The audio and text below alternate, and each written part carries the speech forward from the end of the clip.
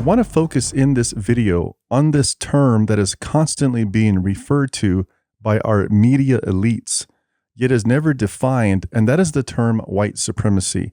And in order to illustrate what I'm referring to, I want to play two clips for you.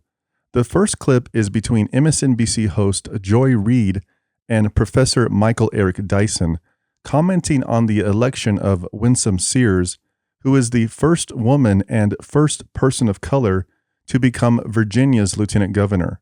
Here's the clip. They want white supremacy by ventriloquist effect. There is a black mouth moving, but a white idea through the running on the runway of the tongue of a figure who justifies and legitimates the white supremacist practices. We know that we can internalize in our own minds, in our own subconscious, and in our own bodies, the very principles that are undoing us. So to have a black face speaking in behalf of a white supremacist legacy is nothing new. Now, here's another clip from MSNBC host Tiffany Cross, who was commenting on the victory of Glenn Youngkin over the former Democratic governor of Virginia, Terry McAuliffe. This isn't about enthusiasm. This isn't about Democrats not doing enough to exercise their base. And this definitely is not about messaging or even about beloved.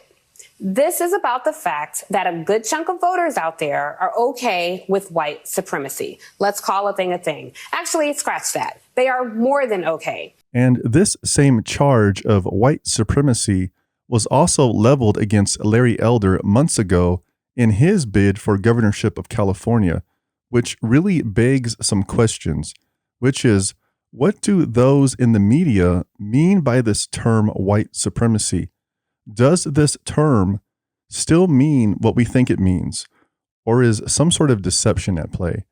And the reason why I created this video is to answer those questions, because whenever these media personalities refer to this concept of white supremacy, especially in this particular context, they are actually not referring to who or what many people think they are referring to. And this is perhaps the most bewildering part, which is that many people will nod their heads in agreement with Joy Reid, Michael Eric Dyson, and other political commentators as they wax on about this thing called white supremacy, and at the same time think they are referring to those other people, specifically those people on the other side of the political aisle. And here's the problem.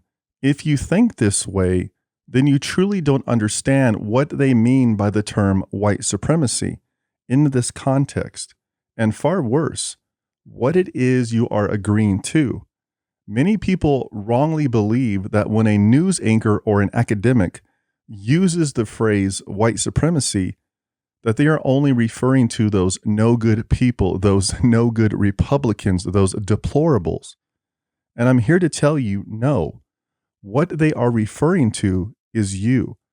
And even if you take away the explicit accusation of white supremacy that the media is directing against certain individuals, the implications of this charge still refer back to you. Now, I realize that this is an extremely controversial claim and that I need to back this up with evidence.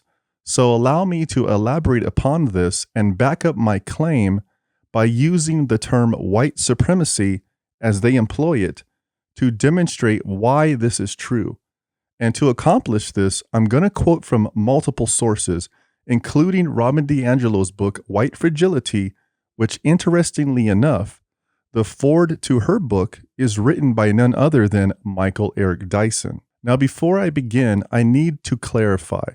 I realize that sometimes the media, when it uses the term white supremacy, is referring to concrete cases, specific groups and organizations that uphold the actual tenets and beliefs of white supremacy. However, many times and in these instances and in others, that is not what they are referring to. And part of the confusion surrounding this term is, I believe, on purpose, which is another video in itself.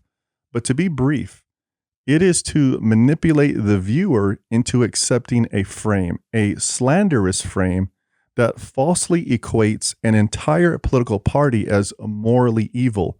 And in so doing, this confusion over this term forces upon the viewer a false binary framework of good versus evil, us versus them, the political party of righteousness, justice, and progress versus the side of bigotry, backwardness, and moral revulsion.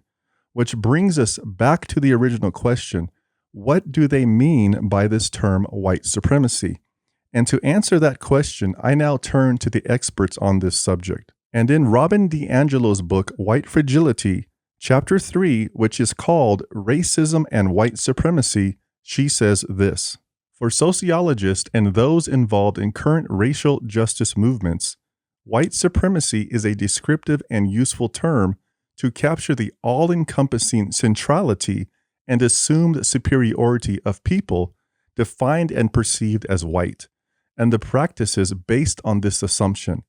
White supremacy in this context does not refer to individual white people and their individual intentions or actions, but to an overarching political, economic, and social system of domination. So what is DiAngelo saying?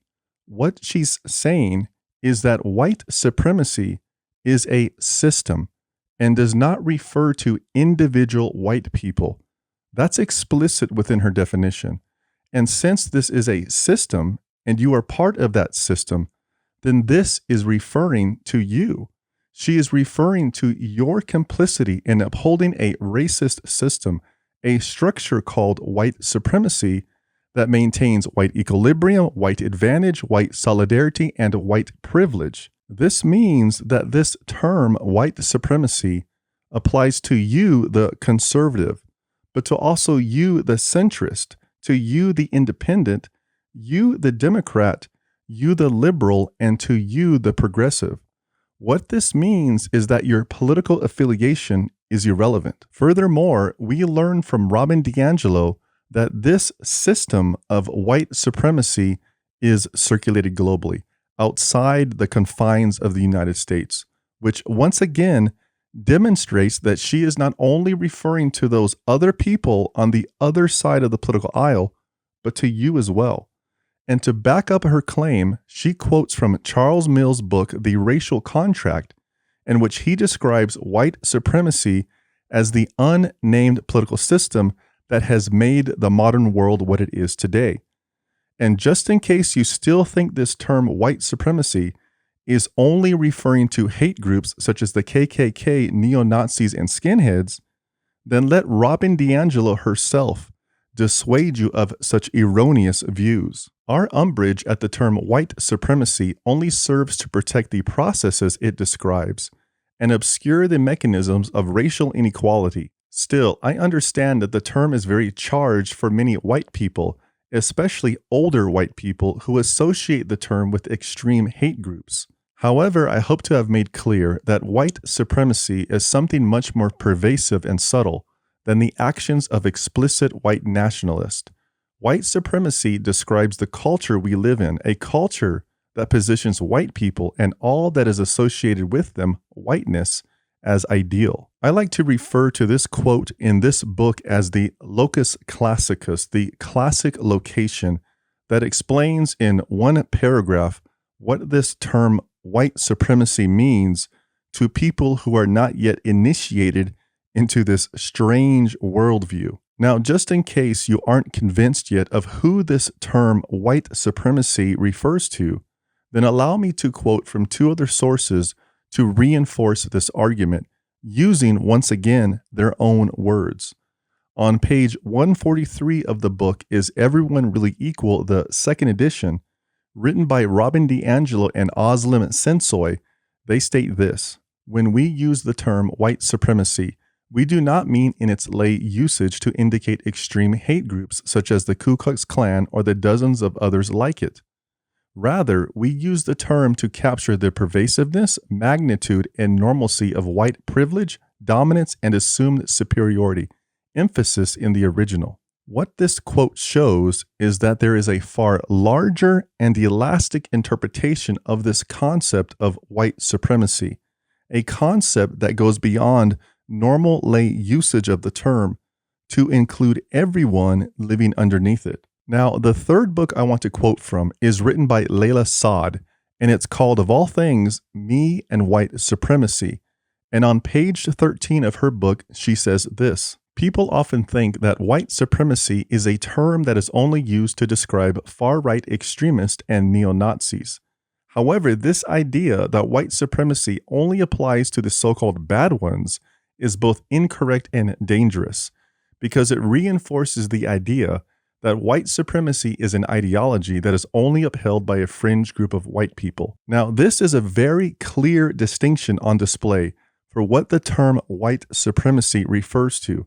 And in the very next paragraph, she says this to help clarify this concept. Many white people hear the words white supremacy and think, that doesn't apply to me, that they don't hold that belief, but rather that they believe that all of us are equal, and that they don't modify their treatment of people based upon the color of their skin. What this book will help you to realize, however, is that that isn't true. White supremacy is an ideology, a paradigm, an institutional system, and a worldview that you have been born into by virtue of your white privilege, emphasis in the original. Now, you can't ask for a much more clear definition of white supremacy than this. She says in her own words that too many white people think this term doesn't apply to them, when according to her, it most certainly does. And on the very next page, she says this for ultimate clarification. If you are willing to dare to look white supremacy right in the eyes and see yourself reflected back, you're going to become better equipped to dismantle it within yourself and within your communities. And what I want everyone to notice is her use of the pronoun you, the second person singular, which a writer or speaker uses to address or refer to his or her intended targeted audience. And her targeted audience is you, which raises the question, are you actively engaged in dismantling white supremacy, both within yourself and within your communities? Because if you're not, then her words are meant for you. Remember that this is a system that you are a part of, a system that you are born into. Ergo, if you are not actively seeking to dismantle this system of white supremacy, then you are, by her own definition, a white supremacist. Now, you may be thinking, well, that only applies to white people, and I'm indigenous, or I'm a person of color, or I'm multiracial or biracial. Well, here's the thing. If you think that you are exempt because you are native or a person of color, then I have really bad news for you. You are not exempt from this slanderous charge of white supremacy or from doing the work of dismantling white supremacy. Its demands fall upon you as well. Listen again to what they say. This work is for any person who holds white privilege. I mean persons who are visually identifiable as white or who pass for white. Therefore, this includes persons who are biracial, multiracial, or white-passing people of color who benefit under systems of white supremacy from having lighter skin color. I encourage you to rewind, hit pause, and read that passage again and let those words sink in. I'm not going to even comment on this passage. It's disgusting, which is a comment. I'll just let it speak for itself. But what I will do is quote from the very next paragraph in which she says this. Important note for biracial, multiracial, and people of color who hold white privilege. This work is for you too. You receive the benefits of white privilege from being lighter skinned or white passing. Or perhaps you are not white at all, but are instead a person of color who is lighter skinned, white passing, or white adjacent.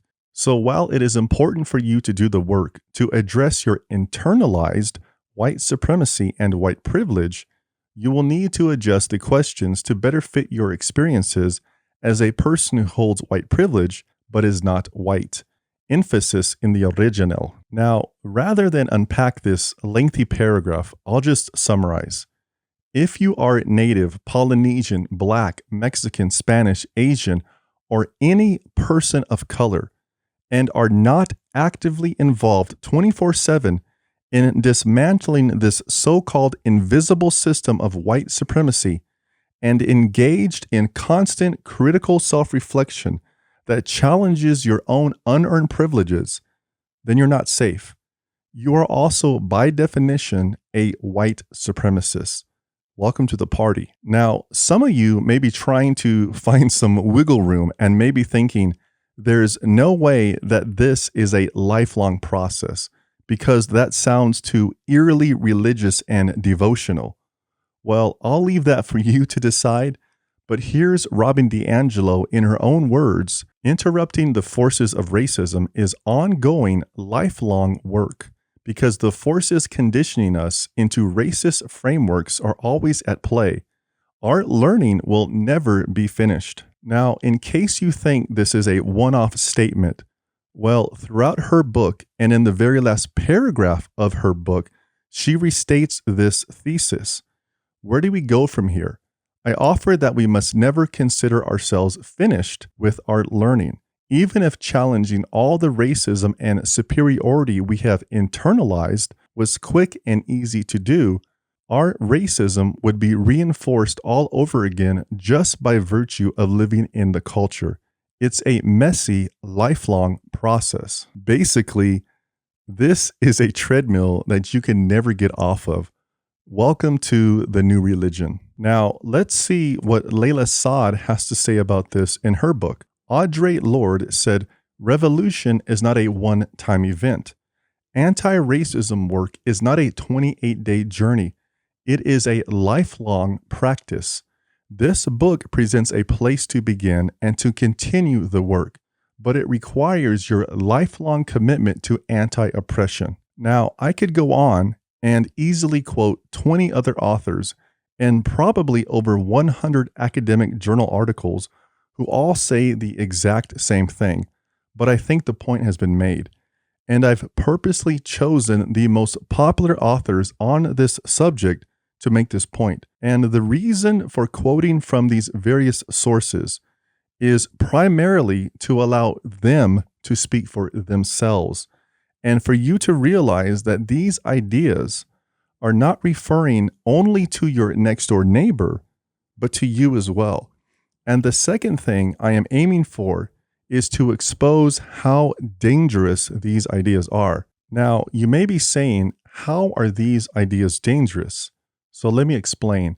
First, this belief system singles out one of our immutable attributes that we are all born with, which is our skin color, that we cannot shed, and uses this to categorize us into competing groups of people, of oppressor versus oppressed, privilege versus marginalized, and an us versus them mentality. And in so doing, it pits one group of people against another. And when you tell an entire group of people, race or ethnicity, that there is nothing that they can do to better themselves except burn the entire system to the ground, which is what this belief system means when they use the term revolution. That's what dismantling means, dismantling the system, which also means that this belief system is not conducive to furthering racial harmony, but quite the opposite of increasing racial tension and racial grievances. Things aren't going to cool down, but heat up, because according to these theorists, people of color cannot get ahead operating under the current system in place, a current system that they call white supremacy. And this means that the only avenue of escape is not adherence to classical liberal principles such as the rule of law, equality under the law, a colorblind approach to the law, constitutional protection of your rights and property, and a shared sense of our common humanity. But instead, it means the destruction of the entire system itself. And it's upon the ashes of the old system that a new equitable future will unfold according to these theorists, and a new human being will appear, blossom, and flourish, free from the oppressive ideologies of the past. Now, if you think I'm speaking hyperbolically, I can assure you I'm not. This is their language and their ideas, not mine. Now, the last thing that bolsters my argument about who this term white supremacy is really referring to is that not only does Michael Eric Dyson talk about white supremacy, but he also, in that same video, explicitly refers to the process of internalization, which is something I covered in last week's video. Now, some of you may be saying, so what? Why is this important? It is important because his use of that term demonstrates that he is operating within the same ideological framework that Robin DiAngelo and these other authors and academics are also working within.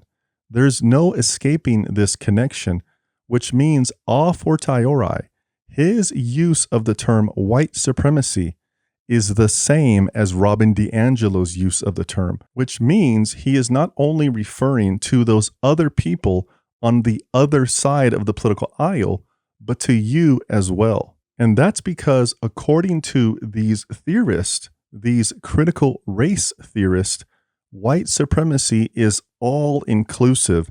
It includes everyone at all times. That's what the word systemic means. Now, in the last 5 minutes of this video, I'm going to try to really extrapolate everything I just said and apply it in a concrete, relatable form at a very street level understanding, because I'm afraid that a lot of people don't see the connections yet. And in order to do this, I'm going to say something I really don't want to say, but I'm hoping that these statements will cut across the political spectrum and act as a shot across the bow and embed themselves into people's minds, which is this. You can be opposed to these ideas that stem from these theories, these critical race theories, because they are illiberal and still retain your good standing as a liberal. You can be opposed to critical race theory because it is regressive, anti-progressive, and still retain your good standing amongst your fellow progressives. You can be opposed to critical race theory and still be opposed to Donald Trump, his supporters, and the Republican Party. You can be opposed to critical race theory because it is anti-indigenous, anti-native, and still fight for Native people's rights. You can still view certain SCOTUS cases as they pertain to Indian country as unjust and in need of being reformed or scrapped from the record and overturned for the betterment of Native people. Let me make this very personal. You can view racism, sexism, bigotry, and actual concrete cases of white supremacy as I do, and as I will continue to do, as morally evil, and still fight against it without holding to this belief system called critical race theory. You can do one without the other. Now, what I'm aiming for overall with this video is to bring nuance, intellectual nuance, back into the equation and allow people to see the world again with clarity and provide, hopefully, some sort of intellectual breathing space. And all I ask is that if what I am saying and the distinctions I am making are starting to make sense to you, then maybe it's time to start questioning the information you are receiving, or better yet, to start questioning the framing around the information you are receiving. Now, in order to bring all of this back around full circle to where we first started, and to further this line of nuanced thinking, let me make this even more concrete for those who may not yet fully understand the full implications of this radical belief system and the charges of white supremacy that proceeds from it. So I'll say it like this. You are not immune from the charges of white supremacy just because you voted for Joe Biden, Hillary Clinton, Barack Obama, or Bill Clinton. You are not immune from being labeled a white supremacist just because you read Robin DiAngelo's book or attended a workshop. She herself even says that. You are not immune from the charge of white supremacy just because you watch CNN, MSNBC, or read the New York Times, Washington Post, or listen to NPR. In other words, your voting record, your political affiliation, and political allegiance means nothing unless you are actively engaged in the ongoing process of dismantling this thing called white supremacy, both within and without at all times.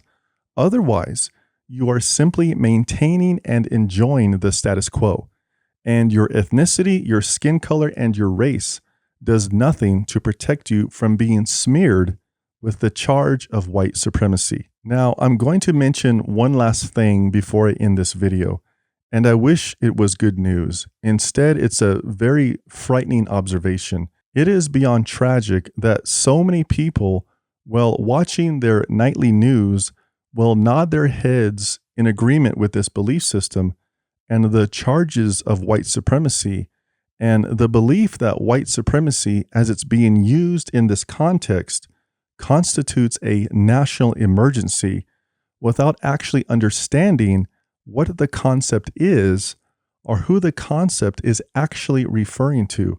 Shows me as a human being, as an observer, that propaganda is not only real, but that it works. This is classic Stockholm syndrome, in which a certain political segment of our society seems to have fallen in love with their own captors, with the very people who denigrate them. And all I can say is that the next time someone in the media uses the term white supremacy, alarm bells should go off. Ask yourself, how are they defining this term? Is rhetorical trickery taking place? And more importantly, what is the size of the framing being administered through which this information is being relayed to you? Now, I want to end with this. If after watching this video, you think I made a logical mistake or a non sequitur in my presentation of critical race theory and or the concept of white supremacy, then please, by all means, prove me wrong. Show me where I made a logical gaffe, because I am simply using their definitions and following the internal logic of their belief system to its logical conclusion. And to be as transparent as possible, all that I am doing is relying upon an ancient technique, which is the reductio ad absurdum. I'm simply adopting my opponent's position. I'm not arguing against it or seeking to even challenge it. Instead, I'm just assuming it. And if there are contradictions within it or it proves impossible to live out, then the method of the reductio will expose those absurdities. And with that being said, non ducor duco, I am not led, I lead.